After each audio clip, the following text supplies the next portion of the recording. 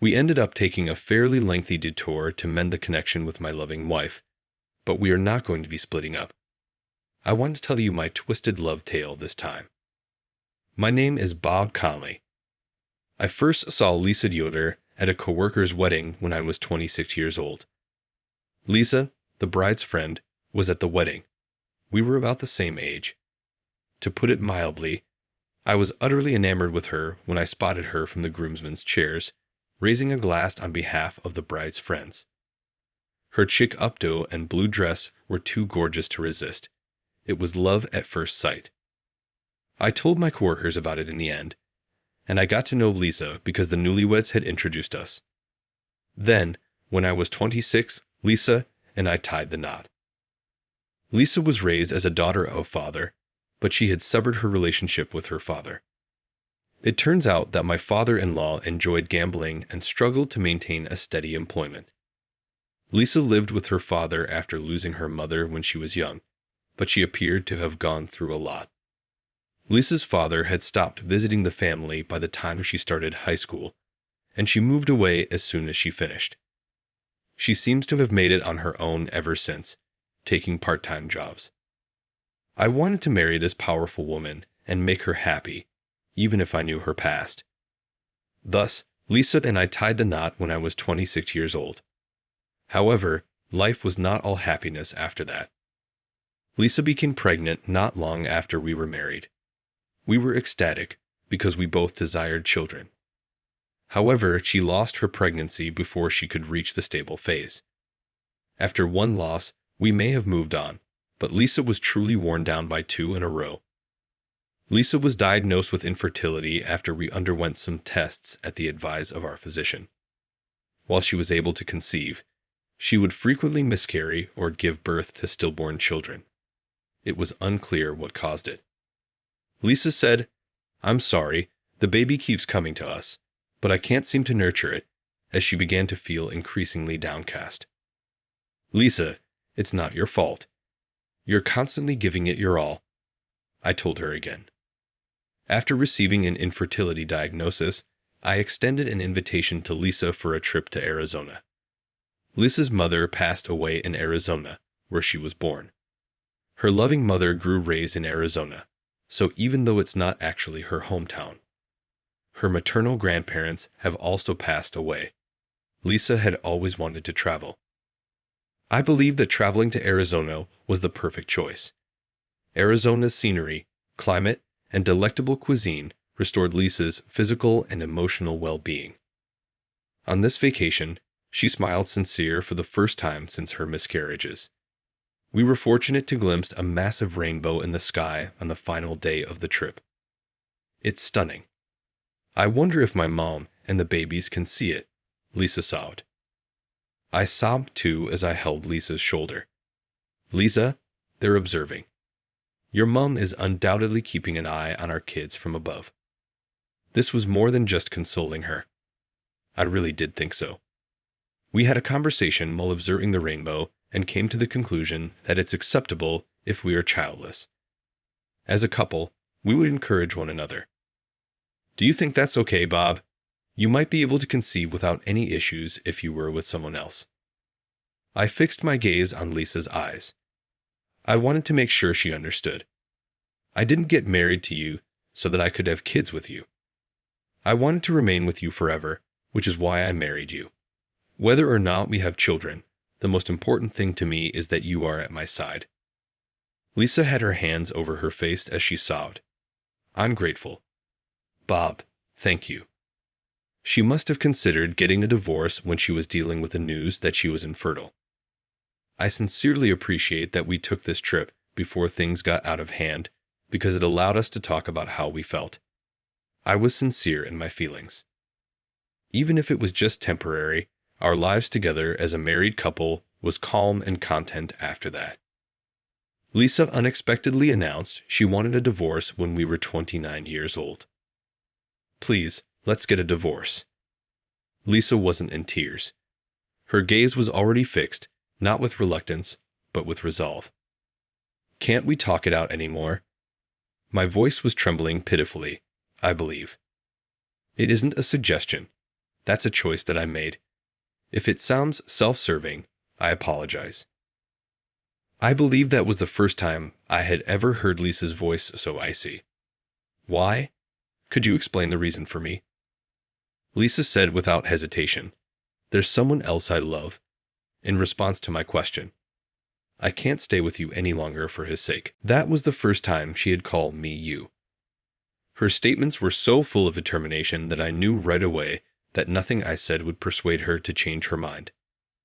Perhaps I simply wasn't good enough to satisfy Lisa. Or maybe she was reminded of our miscarriages by my presence. Or perhaps I had a lot of excuses in mind, but they were all just excuses for me to avoid facing reality. That's all there is to it. Lisa loves someone else now, and I had to come to terms with that. I understand. Lisa inclined her head when I stated it. She apologized while lowering her head for a considerable amount of time. "I'd appreciate everything that you have done. Sincerely, I'm grateful." I didn't answer her. I didn't want to hear thank you in the event that she left for another man or that we were divorcing. I couldn't stand to be angry if that was what she said in the end. Despite everything, I was unable to consider Lisa to be a bad lady. In my heart, Lisa has always been my loving, devoted, and lovely wife. The following day, Lisa signed the divorce papers and departed from the residence. I wanted to know whether she truly went to that man and if she could move on so fast, but there was no way of knowing. I inquired about any updates from Lisa with the bride and groom of the wedding that preceded our meeting, but they provided no information. Nobody was aware of Lisa's whereabouts. Lisa didn't pick up her phone and had quit her part-time work. I had no idea where Lisa had disappeared to the day after the divorce. Though I forced myself to think that Lisa is most likely content with the man she loves, I couldn't help but feel depressed. I therefore lost myself in my task. My colleagues were concerned that I was working too much, but I could only forget about Lisa when I was at work. My supervisor even asked me to go on a blind date. "Since the divorce, you haven't been the same person, have you? You never know. You might feel better if you meet someone new." The blind date was not a success. The woman expressed her want to reconnect, but I was unable to envision a future together. Lisa was the lady I wanted at my side. That's all I could think of. I knew it was pitiful, but I felt powerless over these emotions. I visited Lisa's mother's hometown of Arizona on business approximately 5 years after the divorce. After our miscarriage, Lisa and I made our first trip there. After the work trip, I made the decision to take some time off and approach it as a journey through sadness. I had made the decision to take a final trip down memory lane and move on from Lisa since 5 years had already passed. After completing my employment in Arizona, I departed and went on vacation. I wandered aimlessly around the sites Lisa and I had gone. When we went as a pair, I thought we had a terrific time, but when I was by myself, everything seemed cheesy and uninteresting. I therefore found myself pondering what we had eaten at the little neighborhood diner that we had gone to. As I walked into the diner, I heard a cheery welcome. I was staring at the waitress as I recognized the voice all too well. Lisa. Yes, Lisa was the waitress. She had shed a few pounds and her hair had grown out, but she was still clearly Lisa. Lisa appeared to recognize me as well, showing shock and disbelief. The proprietor of the restaurant questioned if we knew each other after observing our emotions. Upon disclosing my status as Lisa's ex-husband, the proprietor kindly allowed Lisa to take a break. I warily stared at Lisa since I was concerned that she could find it bothersome, as it was a true coincidence to see her. Lisa appeared perplexed as well, but I believed that this chance meeting could be destiny. I said to her, "Do you want to talk outside for a bit?" As a result, I was ready to be rejected, but Lisa accepted to come along. After a time of silent strolling, it began to rain, so we hurried inside a park pavilion. I saw it at that point. I saw our wedding ring hanging from Lisa's necklace as she dabbed at her rain-soaked neck with a handkerchief. That? Huh. Pointing to Lisa's necklace, I said. That is our wedding ring, that is.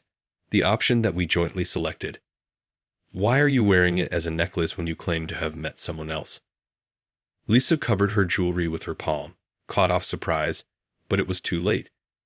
Lisa's left hand was free of any rings. Why was she still in Arizona if she hadn't remarried? Perhaps there was a reason for our split that I was unaware of. That was my thought process. Ultimately, if she was content with someone else, would she have shed so much weight? Despite my desire for Lisa to be happy, I accepted the divorce, but Lisa didn't appear happy at all after leaving me. Is there something, Lisa, that you haven't told me? For the previous 5 years, I wanted to forget about you, but I couldn't. I'm revisiting Arizona for that reason.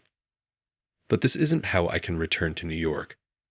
Why do you still treasure the ring so much? Was finding someone else the true cause of our divorce? Kindly let me know. I ask you to please. Lisa remained silent for a time after I bowed my head. But at last, she started talking, maybe realizing that I wasn't going to back down. The truth is, I got a call from my father. After our marriage, Lisa hadn't disclosed her residence to her divorced father. But my father-in-law was able to locate her and had reportedly given her a call. He begged Lisa for a loan because he had accumulated debt and lost a lot of money gambling. Naturally, Lisa declined him, but over time, their communication grew more frequent, and it appeared that calls were beginning to arrive at her office. Not only was her father making these calls, but unidentified persons also claimed to have given him money. It seems that Lisa's father even made threats. He threatened to bring it up with her spouse if she didn't stop denying. I was not aware of this. Why did you not approach me? Nothing took place. You had to have been afraid. Bob, I think I've already given you enough grief about not being able to have children. In addition, I didn't want the debt to be a source of financial anxiety for you. My dad asked for a loan, and I wasn't sure if that would be it or not. I felt it would be wiser to cut ties with you if there's a potential this could carry on forever. Bob, I felt completely powerless when I discovered Lisa's feelings 5 years later. Lisa must have been devastated by her father's constant communication. I wasn't even aware that I was living day to day at the time. Lisa decided to get a divorce, keeping me in mind. It makes me loathe myself to feel like I've just ever terrified and worried you, Lisa. Do things remain the same as they were? Did your father still give you calls? In response, Lisa shook her head slyly. It appears that a year after our divorce, her father passed away. He had always been an excessive drinker, and the reason he died was that he had fallen down a bar steps when intoxicated. Simultaneously, his bills vanished and the phone calls requesting payment ceased. Even though I was somewhat glad that the loan was paid off, I was nevertheless saddened by the loss of such a horrible dad. The connections of blood are weird, Lisa remarked quietly. However, I'd assumed that was just Lisa being nice. Generally speaking, individuals wouldn't be upset to see their abusive, uncaring parents die. I found Lisa was still as sweet as ever, even after our divorce. But all of our issues ought to have vanished if her father had died. I wish she had gotten in touch with me then. Lisa said, "Actually, Bob, I asked a friend to check on you," as if she could read my mind. I felt I should stop interfering and stopped contacting you when she told me you were meeting with the daughter of your employer for a matchmaking session. I didn't tell that buddy where I was staying, and I requested her to keep my predicament private. No, you're not correct. That was merely my boss's favor. I went just out of need. Naturally, I declined it. I had a matching meeting during the period we were divorcing, so I didn't need to worry. But I hurried to offer explanations. I didn't want the person I met to think I was in a successful relationship. My feelings for Lisa didn't seem to have changed, and when I learned that Lisa hadn't divorced me because she despised me, I had an emotion that was difficult to put into words. I still adore you, Lisa. I will always do. I want you back in my life. Lisa shuddered and shook her head. My infertility hasn't improved, but the debt issue has been fixed. I had no intention of putting you in debt. Above everything, though, I just wanted you to be a father. You're friendly and terrific with children, but it can't happen with me at your side if you're going to be a father." Lisa was crying when I softly placed my hand on her shaking shoulder. "You know, I would have preferred to be our child's father if I could. However, that was merely an idle thought. Wouldn't it be nice if I could?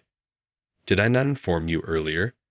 The most essential thing is that I want you by my side always and right now. What really important is that we are a couple with you." At that moment, a massive rainbow emerged in the sky and the rain ceased.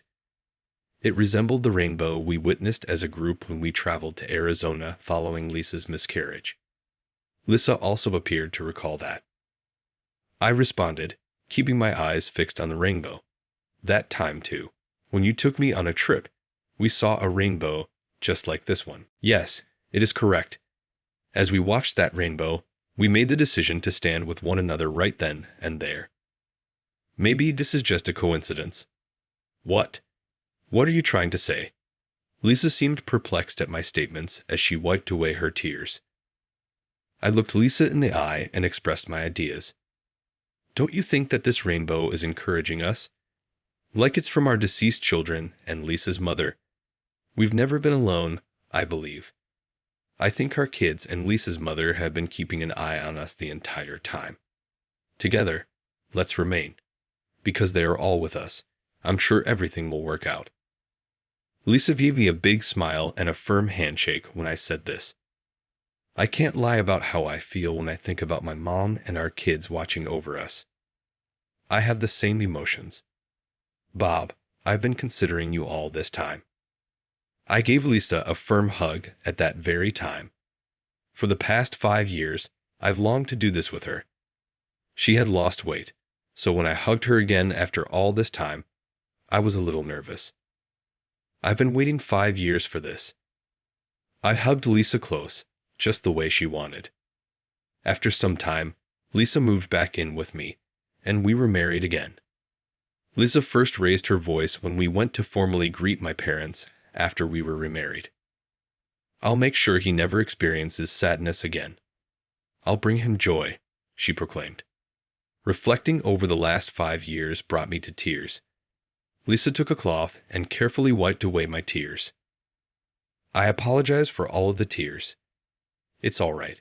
I'll be by your side to remove them going forward."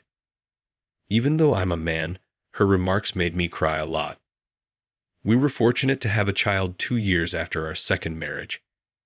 As a couple, we agreed to try the infertility therapy even though we had no idea if it would be successful.